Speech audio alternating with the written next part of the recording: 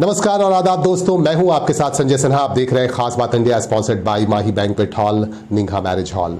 आज का दिन बेहद खास दिन है, बहुत ही विशेष दिन है। आज बसंत पंचमी का त्यौहार है। देश भर में बसंत पंचमी यानी सरस्वती पूजा का त्यौहार काफी धूमधाम और श्रद्धा के साथ मनाया जा रहा है। हम सरस्वती पूजा से जुड़ी खबरें भी आप तक पहुंचाएंगे, लेकिन फिलहाल एक शेर आपको नजर करना चाहते हैं। कहते हैं, हंगामा खड़ा करना मेरा मकसद नहीं, हंगामा खड़ा करना मेरा मकसद नहीं, मेरी कोशिश है कि हालात बदलना चाहिए। बेशक हालात बदलना बेहद जरूरी है। और आइए हम दुष्यंत कुमार के इसी शेर के साथ हम सीधे सीधे आपको जोड़ते हैं आज की सबसे अहम खबर के साथ।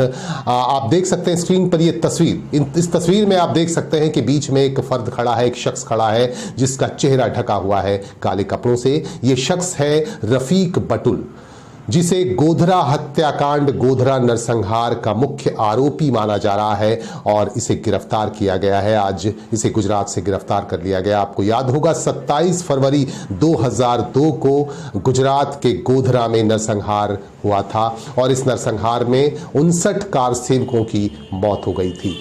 रफीक पर आरोप है कि इसने लोगों को भड़काने का काम किया और साबरमती एक्सप्रेस में पेट्रोल डालकर आग लगाने की कोशिश की और इसे मुख्य आरोपी कहा जा रहा है। आप एक बार फिर से देखिए, इस तस्वीर में नजर आ रहा है मुख्य आरोपी, जिसे मुख्य आरोपी बताया जा रहा है गोधरा हत्याकांड का, गोधरा नरसंहार कांड का। इसे गिरफ्तार कर लिया गया है और आगे की कार्रवाई जैसे जैसे आगे बढ़ेगी हम आपको अपडेट देते रहेंगे, हम आपको खबरें पहुंचाते रहेंगे।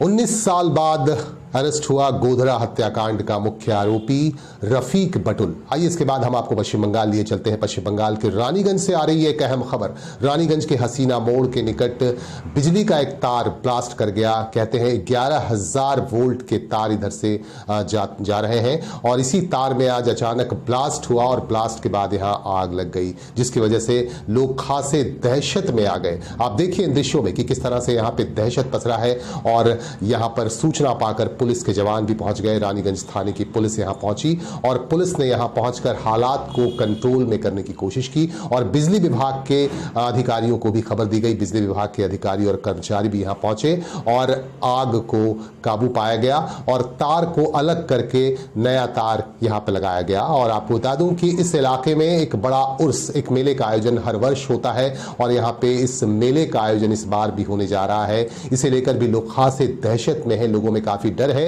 कि मेले के दौरान, उर्स के दौरान कहीं इस तरह का कोई बड़ा हादसा ना हो जाए, क्योंकि बहुत सारे लोग देश भर से इस मेले में शरीक होते हैं, आते हैं और अगर इस दौरान इस तरह का कोई हादसा हुआ तो काफी तादाद में लोगों के मारे जाने की का अंदेशा भी है और यही वजह है कि लोग काफी दहशत में है, काफी भय में है। बहरहाल पुलिस का कहना है कि दहशत न करें और इलेक्ट्रिसिटी डिपार्टमेंट भी काफी मुस्तैदी के साथ अपना काम कर रही है। से 11,000 वोल्ट का तार ब्लास्ट हुआ, ब्लास्ट होके गिरा। अब यहाँ पर रास्ता ब्लॉक है, आने जाने में आदमी को तकलीफ हो रहा है।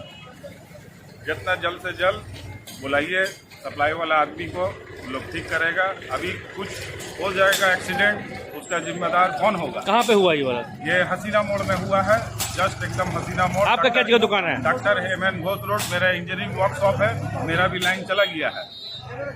क्या हुआ नाम? आपका परिचय क्या है? मेरा नाम शदाब शब्बीर है। कोलकाता में मुख्यमंत्री ममता बनर्जी के निवास स्थान से बिल्कुल समीप एक नाला है जिसे आदि गंगा कहते हैं। आदि गंगा मतलब कोई नदी या तालाब नहीं है, बल्कि ये एक गंदा नाला है और इस गंदे नाले में पारा शिक्षकों ने प्रवेश किया और प्रवेश करके अपना प्रदर्शन शुरू कर दिया। आपको बता दूं कि यहाँ पारा शिक्षक काफी नाराज हैं ममता बनर्जी सरकार से और पिछले काफी दिनों से शिक्षा विभाग के दफ्तर के सामने भी पारा शिक्षकों का प्रदर्शन चल रहा है और आज मुख्यमंत्री का ध्यान अपनी तरफ आकर्षित करने के लिए पारा शिक्षकों ने यहां पहुंचकर, उनके निवास स्थान के पास पहुंचकर आदि गंगा में प्रवेश करके यहाँ उन्होंने इस तरह से प्रदर्शन किया और बिल्कुल नायाब तरीका पारा शिक्षकों ने अपनाया और मुख्यमंत्री ममता बनर्जी का ध्यान भी इस तरफ गया। और इसे लेकर हालांकि इस तरह का क्या मुख्यमंत्री ममता बनर्जी ने अब तक किस तरह का डिसीजन लिया है ये सामने नहीं आ पाया, लेकिन नायाब तरीके से पारा शिक्षकों ने यहाँ प्रदर्शन किया और सीने तक अंदर पानी में गए और पानी में जाने के बाद नारेबाजी की और नारेबाजी करने के बाद यहाँ पोस्टर्स भी दिखाए गए और लगातार नारेबाजी किए गए। पारा शिक्षक लगातार आंदोलन कर रहे हैं। पारा शिक्षकों का कहना है कि पश्चिम बंगाल सरकार समान काम समान वेतन की नीति पर काम करे और इन्हें समान वेतन मिलना चाहिए। काफी दिनों से ये डिमांड कर रहे हैं पारा शिक्षक, लेकिन पारा शिक्षकों की मांग पूरी नहीं हो रही है। आपको बता दूं कि पश्चिम बंगाल में विधानसभा चुनाव होना है, लेकिन चुनाव से इन पहले पारा शिक्षकों का ये आंदोलन कहीं ममता बनर्जी सरकार पर नई मुसीबत न खड़ा कर दे। और बहरहाल यहां प्रदर्शन चला और आप देख सकते हैं इस तस्वीर में, एक तस्वीर लगी हुई है हमारे स्क्रीन पर। इस तस्वीर में आप देख सकते हैं कि इस तालाब में, इस नाले में घुसकर, इस गंदे नाले में घुसकर पारा शिक्षकों ने कैसे किया प्रदर्शन।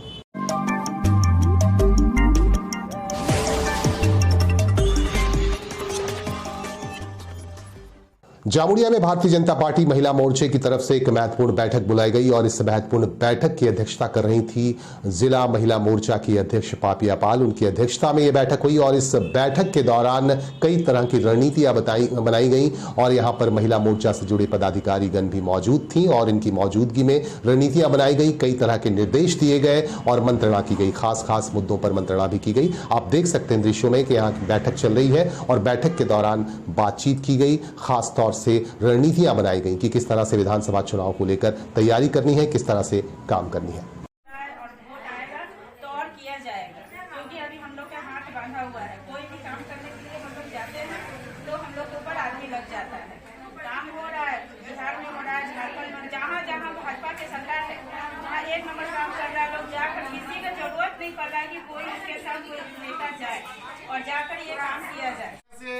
हम लोग को कॉन्वेनेंट बोले, सीमा जी बोले, पापिया दी बोले, जीएस जी बोले, जिस तरह से बोले, आप लोग को लड़के सब कुछ को हासिल करना है।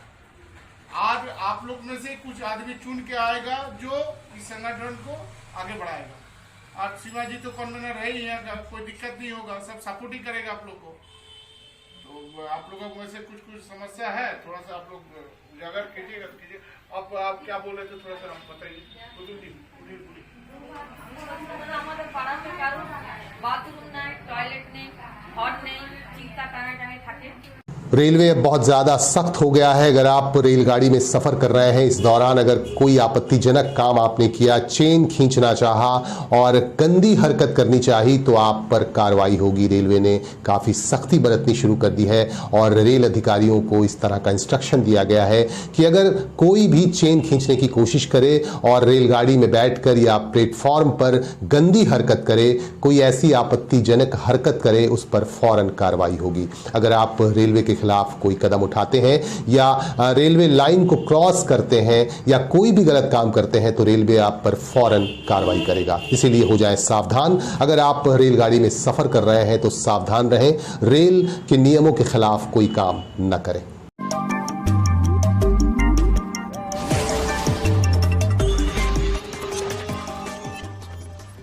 सरस्वती पूजा का त्यौहार देश भर में मनाया जा रहा है। रानीगंज से हमारे पास खबर आ रही है, रानीगंज में भी काफी श्रद्धा और अकीदत के साथ सरस्वती पूजा का त्यौहार मनाया गया। काफी श्रद्धा के साथ लोगों ने मां सरस्वती को याद किया, जिन्हें ज्ञान की देवी कहा जाता है। हमारे संवाददाता ने यहाँ के लोगों से बातचीत की और आपको हम दिखा रहे हैं दृश्यों में कि रानीगंज इलाके में किस तरह से सरस्वती पूजा का आयोजन किया गया।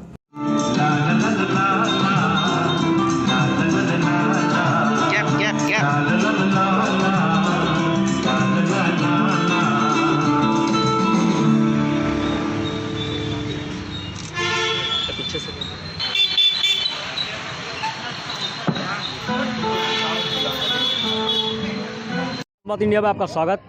मैं इस वक्त मौजूद हूँ ईस्ट कॉलेज पाड़ा पे, जहाँ जय माता दी स्पोर्टिंग क्लब के कुछ मेंबर हैं और आज सरस्वती पूजा के लिए क्या थीम बनाए ये लोग, आइए जानते हैं उनकी ही जुबानी। स्वागत सर। शुक्रिया। ये जो सरस्वती पूजा के लिए जो पंडाल बनाई गई है कोविड-19, इसका थीम क्या है पूरा? बैकग्राउंड कोविड-19 के समय में लोगों की पीड़ा और हमारे कोविड फाइटर्स का जो सहयोग था कोविड-19 से लड़ने के लिए, उन सभी को हम लोग यहाँ थीम के थ्रू प्रदर्शित किए हैं। ये कितने सालों से लगातार होते आ रहा है? हम लोग लास्ट 31 ईयर से पूजा करते आ रहे हैं, बट पहले हम लोग का बजट छोटा रहता था, लेकिन प्रीवियस 9 to 10 ईयर से हम लोग बड़े बजट का पूजा कर रहे हैं और इससे हम लोग का काफ़ी मनोबल और बढ़ा है और हर साल के भांति हम लोग का बजट बढ़ता ही जा रहा है। टोटल आज मैंने इस साल का बजट क्या रखे हैं? इस बार का बजट 4.5 लाख से 5 लाख के बीच में है। अच्छा, आने जाने वाले जो देखने वाले जो पूजा पंडाल जो देखेंगे उसके लिए क्या मैंने कोरोना में क्या मैंने यहाँ पे सहयोग किया जाएगा? सबको को वो तो 2 गज दूरी की बात कही गई है, लेकिन आज देख रहे हैं वैक्सीनेशन जब आ चुका है तो लोग उतना फॉलोअप नहीं कर रहे हैं अब कोविड को और बहुत ही नेग्लिजेंसी दिखा रहे हैं, but that a part of life. उससे कुछ करने का नहीं है क्योंकि अब आदमी आम जीवन के प्रति अपने आप को झोंक चुका है, तो उससे कोई परेशानी की बात समझ में भी नहीं आ रही है। तो आपका नाम sir? Vicky Saha, cultural head, जय माता दी स्पोर्टिंग क्लब। तो हमने विक्की सर से बात की और उन्होंने पूरा थीम के बारे में हम लोग को समझाया, हर दर्शकों को समझाया और भी कुछ तस्वीरें हम आपको दिखाएंगे अपने खास बात इंडिया पे। तो बने रहे हमारे साथ। खास बात इंडिया, मैं जाहिद अनवर।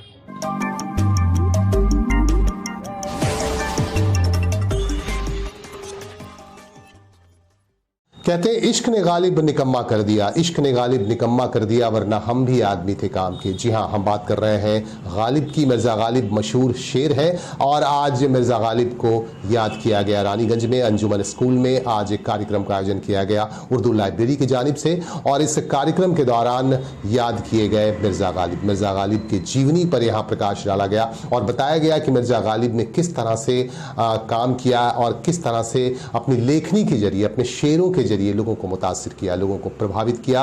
और इस मौके पर उर्दू लाइब्रेरी के पदाधिकारीगण मौजूद थे। गालिब की जिंदगी को अगर देखेंगे, पढ़ेंगे, इतना डिटेल्स हम तो पढ़े नहीं है इसलिए बता नहीं सकते, जितना जानते हैं, जो पढ़ा है, सुना है, देखा है, उस लिहाज से उनकी जिंदगी को अब 2 भाग में बांट सकते हैं। एक है उनकी शायरी आला म्यार और एक है उनकी जाती जिंदगी और उनकी जाति जो उनका शौक, जिनकी वजह से बहुत सारे लोग उनके बारे में सही या गलत जो भी है कमेंट करते रहते हैं। लेकिन उनकी शायरी को आप देखेंगे, उनकी शायरी को जब पढ़ेंगे तो आपको ये समझ में आएगा कि मिर्ज़ा गालिब को समाजी जो शऊर है, समाज में जो बुराइयां थी, उनके साथ साथ दीनी। तो आप लोगों से मदद की दरख्वास्त होगी। हम लोग क्योंकि अगर आवाम नहीं इस मुहिम में शामिल होगा तो कुछ भी नहीं हो सकता और ये प्योरली एकेडमिक होगा। क्योंकि इस बार तो क्या है कि हम लोगों ने ठीक है कोई भी आया कैसे भी बोल दिया, इसके बाद हम लोग कोशिश करेंगे कि खासतौर से जो मेरी दिलचस्पी हो कॉलेज के स्टूडेंट्स में जो BA कर रहे हैं और MA कर रहे हैं, उनसे 2 फायदे होंगे। क्योंकि होता है क्या है कि वो अगर वो आके बोलेंगे तो एक मयारी बात सुनने को मिलेगी।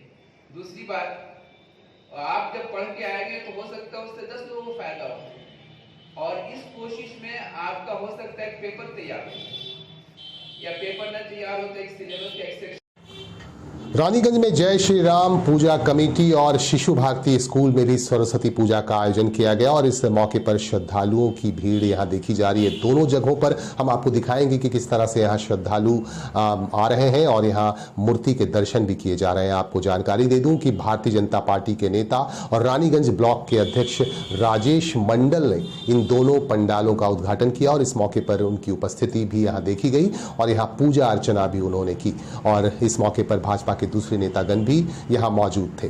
और यहां आपको बता दूं कि शिशु भारती स्कूल के नए भवन का भी उद्घाटन यहां किया गया। सबसे पहले तो कॉलेज पाड़ा स्थित जय श्री राम पूजा कमेटी को धन्यवाद कि उन्होंने भारतीय जनता पार्टी के परिवार के सदस्यों को यह सौभाग्य प्राप्त प्रदान किया कि हम लोग यहाँ पे आके इस शुभ अवसर का सौभाग्यशाली प्रत्यक्ष गवाह बने। आज बसंत पंचमी के शुभ अवसर पर शिक्षा की देवी माता सरस्वती का दिन है और बिना शिक्षा के जीवन में सब कुछ अधूरा है। हमारे हिंदू देवी देवताओं में सभी का अपना प्रमुख स्थान है, पर आज का दिन जो है बसंत का दिन और माता सरस्वती का दिन है। विद्यार्थियों के लिए आज काफी उत्साहपूर्वक दिन होता है। पूरे विद्यार्थी आज हर्षोल्लास के साथ माता सरस्वती का आवाहन करते हैं एवं खुशी खुशी सरस्वती पूजा का पालन करते हैं। उसी शुभ अवसर पर कॉलेज पाड़ा में भी कई जगह पूजा कमेटियों के द्वारा भव्य पूजा किया जाता है और पूरे रानीगंज में स्थित कॉलेज पाड़ा में सरस्वती पूजा का जो एक महत्व है वो एक बहुत ही खुशी का विषय है कि रानीगंज के कॉलेज पाड़ा में सरस्वती पूजा काफी धूमधाम से हर वर्ष की तरह इस वर्ष भी मनाया जा रहा है और आगे भी मनाया जाएगा। इस बार जय श्री राम पूजा कमेटियों के द्वारा जो शुभ अवसर मिला उसके लिए सबसे पहले तो धन्यवाद देता हूं कि हम लोगों को यह सौभाग्य दिए। आगामी दिन में और विस्तृत रूप से पूजा हो और बड़ा हो, यह लक्ष्य लेके साथ ही शिक्षा के माध्यम से विद्यार्थियों का कल्याण हो, सबको माता सद्बुद्धि दे, इसी आशा के साथ मैं वक्तव्य समाप्त करता हूँ। धन्यवाद।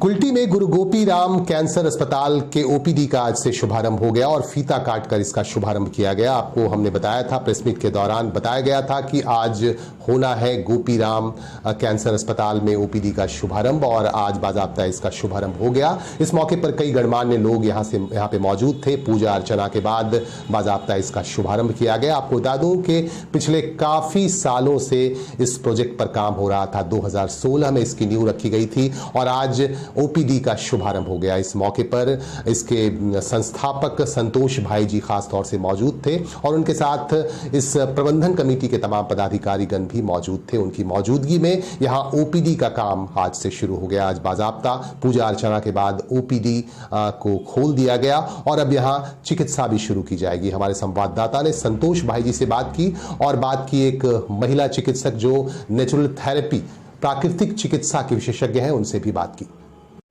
जन सेवा के लिए खुला है, जन सेवा ही इसका लक्ष्य है, तो जन सेवा करते हुए आगे बढ़ता जाएगा। किस तरह की बीमारियों का इलाज किया जाएगा? ये अभी मल्टी स्पेशलिस्ट हॉस्पिटल के रूप में आ रहा है। ये डायबिटीज, गाइनो, ब्लड प्रेशर और न्यूरो आदि चीजों से होगा। बाकी अस्पताल से क्या खासियत है इस अस्पताल में? बाकी हॉस्पिटल की देखिए हम तुलना नहीं कर सकते। हमारे हॉस्पिटल के अंदर बेंगलोर, चेन्नई, हैदराबाद सभी जगहों से बड़े बड़े डॉक्टर आकर के अपना अनमोल समय यहाँ देख करके लोगों की सेवा करेंगे निस्वार्थ भाव से। और यहाँ से जो लोगों को इतना दूर जा जाके सेवा करना पड़ता था, जाके अपने को चेकअप करवाना पड़ता था, वो यहाँ पे सुविधा यही मिल जाएगी। सर, कैंसर का भी विशेष क्या होगा? ये हॉस्पिटल हमेशा कैंसर का नाम से जाना जाता है। शुरुआत भी हुआ था, आधारशिला भी रखी गई थी और यहाँ सुनते भी थे। उसके विशेष क्या होगा? कैंसर के लिए यहाँ पे जो है 3 महीने के बाद, 3 से 4 महीने के बाद केमो शुरू हो जाएगा और 6 महीने के बाद में उसका कैंसर का इलाज भी शुरू हो जाएगा, जो कि रेडिएशन वगैरह जो यहाँ पे अभी तक नहीं हो रहा है।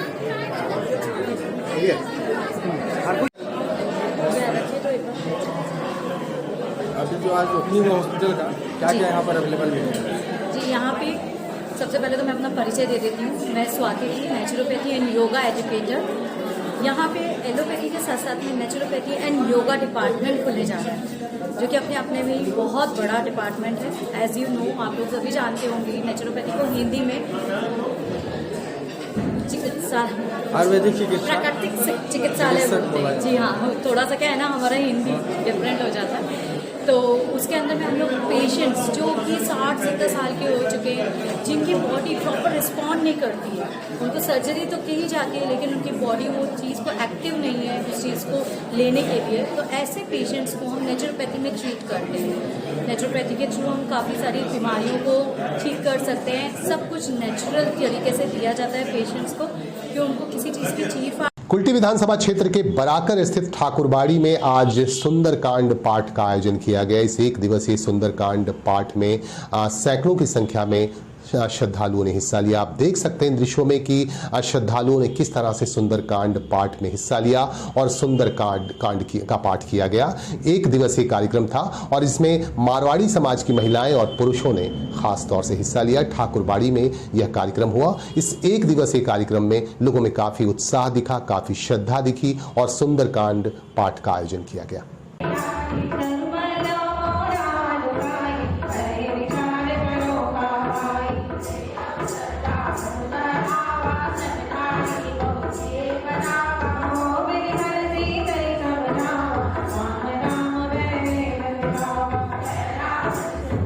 एक कविता की चंद पंक्तियां मुझे याद आ रही हैं। कहते हैं, हो जई हैं पूत कपूत कसाई, हो जई हैं पूत कपूत कसाई, माई के नेह कबो ना उड़ाई। हम बात कर रहे हैं सरस्वती माँ की। सरस्वती पूजा आज देश भर में की गई। कहते हैं सरस्वती माँ की कृपा हम सब पर बनी रहती है और माँ सरस्वती सब पर ध्यान रखती है। माँ सरस्वती की पूजा अर्चना आज देश भर में की गई। हमारे पास खबर आ रही है कुल्टी विधानसभा क्षेत्र के बराकर से, बराकर के विभिन्न इलाकों में भी आज माँ सरस्वती याद की गई, पूजा अर्चना की गई और माँ बागेश्वरी को काफी हृदय से याद किया गया। कुछ खास तस्वीरें, कुछ खास दृश्य हम आपको दिखा रहे हैं।